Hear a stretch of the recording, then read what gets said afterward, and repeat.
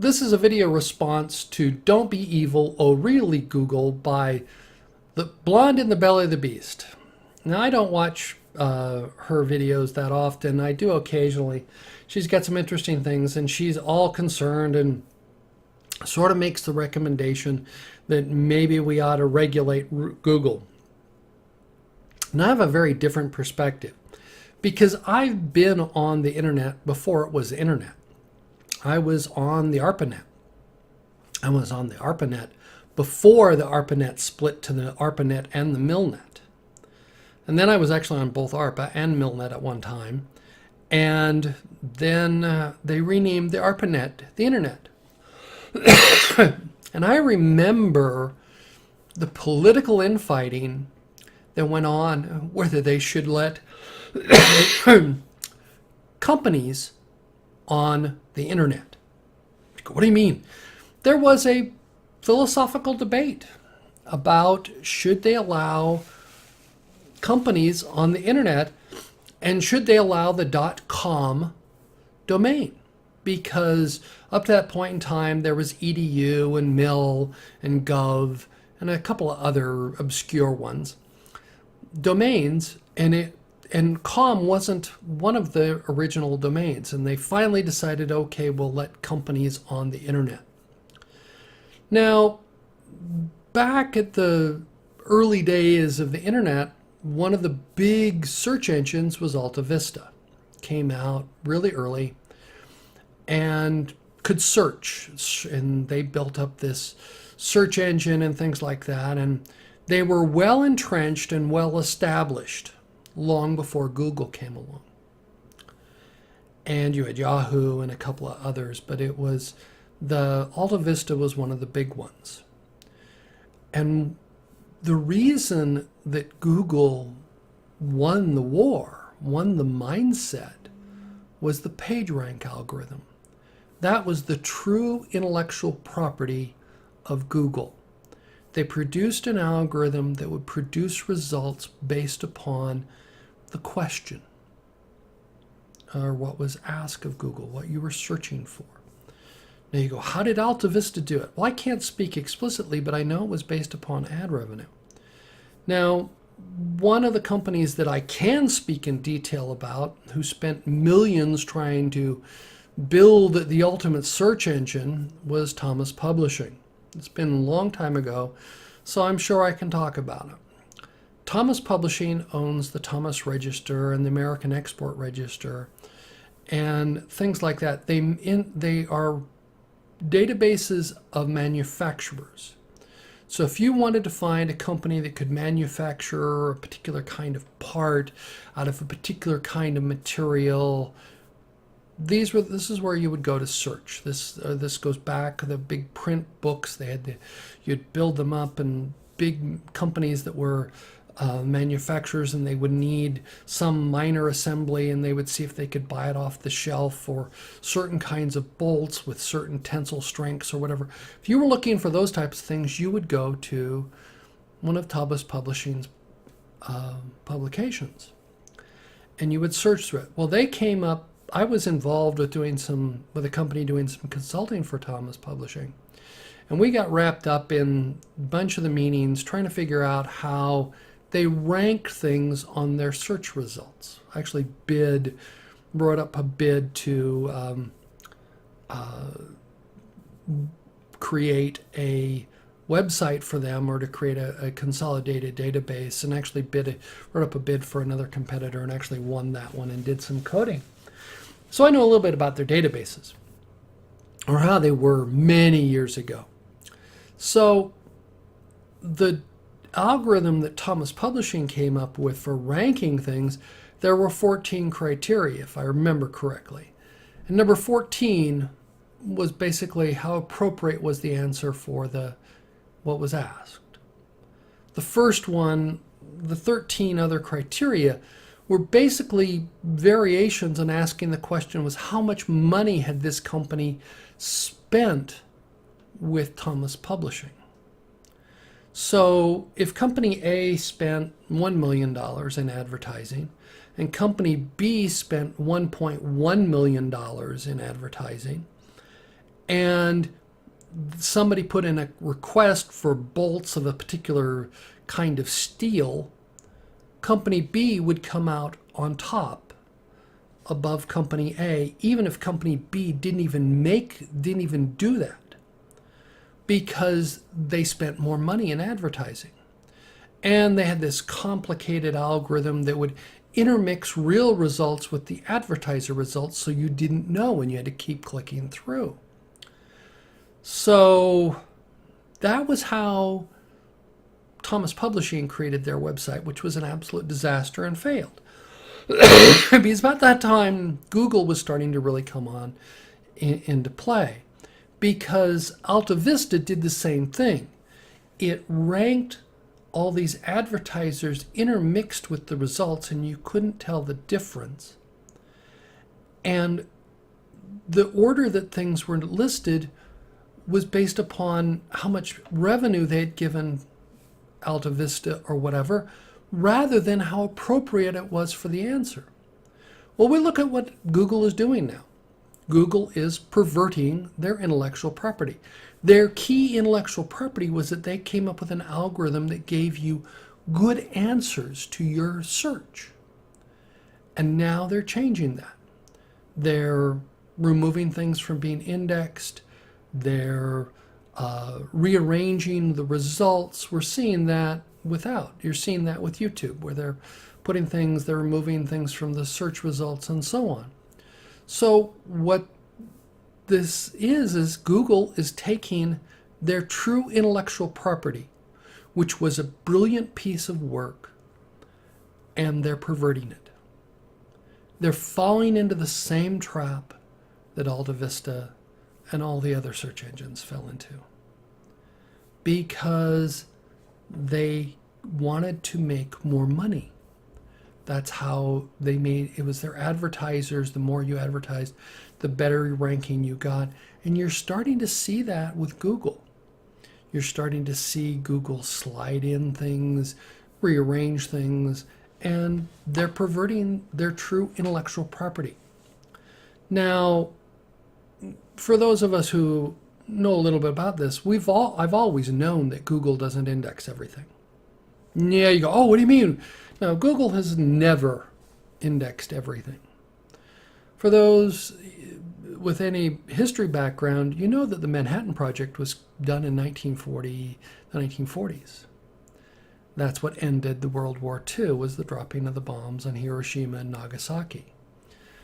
But all those papers were published in the 1940s and 1950s and so on. So the federal government asked all the search engines not to index certain things, and they're not. They're not indexed. There are research papers, and they're behind, some of them are behind paywalls, some of them are not, because we wanted to stop proliferation of nuclear.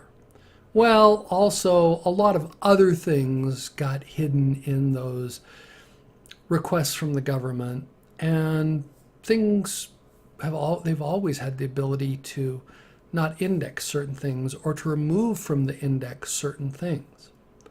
And so this whole thing about how accurate has the Google News been, and history and so on, and particularly some of the stuff about, the German scientists we brought back to the United States after World War II, and a lot of those documents were not indexed, though they're out there. They are searchable, but they're not indexed by Google. And most of us go, okay, there are certain things that were there, but Google has always had the ability to not index certain things by choice. And they did that. And that affects PageRank also about certain things. And we have certain arguments, is that good or bad? That's a different philosophical question, but they've never indexed everything that they could. So what's happening? What's going to happen? Well, my prediction is really simple. Somebody's going to come out with a system that will index and use basically the PageRank, or produce a new PageRank and produce a result independent of ads, independent of biases, and they'll compete against Google. And what will happen is that once people sit down and compare head to head the two research results, they will go with the more objective results because it will give them better answers. The way to compete with Google is not government regulation. The way to compete with Google is to implement a better algorithm that is unbiased, that does things properly. Now, it does beg interesting questions. If a company were to do that, do you really want it to index everything? And that's a two-edged sword, because the government won't like it, or the US government, whatever government won't like it if it indexed everything. You'll run afoul of all this stuff with the EU, with the right to be forgotten and all this other stuff, because if you truly index, you can't do that. So that's the interesting question. Can you invent a distributed algorithm that would search and index everything that's out there that's searchable, that is based purely on PageRank? Now, is that desirable? Because what it means is that things like pedophilia, nuclear weapons, chemical weapons, you could search and find real information about that.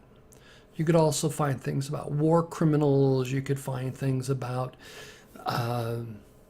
people's privacy. How many public records are out there are searchable? You could find birth, death. Those are hard questions. But if you built an algorithm that produced those kind of results, that didn't care, it's a dangerous weapon, because then it gives a more honest view of the world. It shows what's really out there. But that's a scary place. But that would be something that could compete against Google, particularly if it was distributed and ran across and continually just indexed and ran across. It would take a long time for it to become more useful than Google. Though scaling up today and with a larger scale would be possible, it would make things interesting. And it also allows you some interesting things to think about. And this is the interesting thing to think about. Again, if you talk about indexing, and this goes back with the Internet Archive, where it archives all the pages. If you put those together, whether you're also archiving all the pages, you could index and find things that were previously there that have been changed, web pages that have been changed. And you could show those type of things. That would be an interesting tool to see how things have changed over time on people's resumes, on company websites and product catalogs, and so on. And that would be something that would really compete with Google. But most people really don't want that, because it would have other issues. And it's like, could you search for how to make a nuclear bomb? Then you would find all the articles about that were published and that are there that have not been indexed and so on. So that would be the interesting question. But it would allow a real competition. But all I'm saying is that that Google has tried not to be evil because they didn't index certain things. And if you built a true algorithm that indexed everything, is that evil or is that just objective? But it would allow it to compete against Google in producing page-ranked results rather than what Google is doing. Basically, you're using Google's own intellectual property against itself. Google won against Alta Vista because it produced a better search result. We know now that Google is changing those search results. And with YouTube, they're actually hiding things. They're putting things into the limited state or whatever, so you can't search for it and find it and so on. Those are affecting their page rank. And I feel sorry for Google in one sense. They've truly lost what was their key intellectual property, which was producing a page rank that was unaffected by advertising and other effects. And they've lost that way. They're moving away from that. That's not what they want. And somebody's going to come in and do away with it. Now, will I live to see it? Probably not. Why do I say that? Well, if you don't know, I have stage 4 colon cancer, and I've got 6 months to a year to live. So do I worry about it? No. On my level of things to worry about, this is low. But I was just watching some videos, and the title caught me. So I thought I'd just reply that don't worry about it. We don't need to regulate Google. Somebody will come out there with a better implementation using Google's own intellectual property against itself, because that's how Google won. That's how Google became the #1 search engine, was because they produced the best results. And we know now that's not what they want to do. So thank you for watching my rant. And let me know in the comments below what you think about this. Thank you again.